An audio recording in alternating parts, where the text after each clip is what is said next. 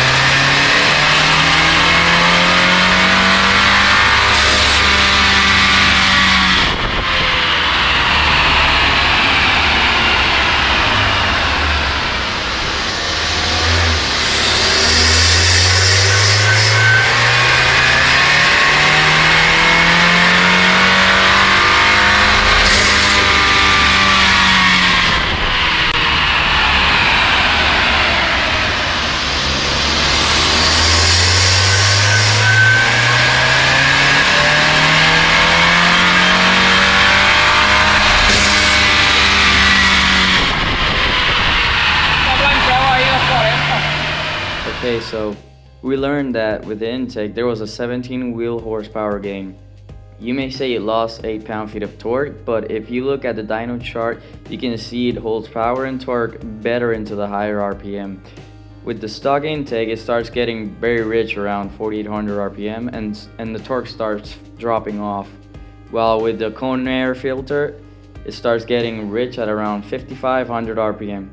If you compare both, stock goes below 200 pound-feet of torque at around 5500 RPM, while the cone air filter holds 200 pound-feet of torque until around 6000 RPM.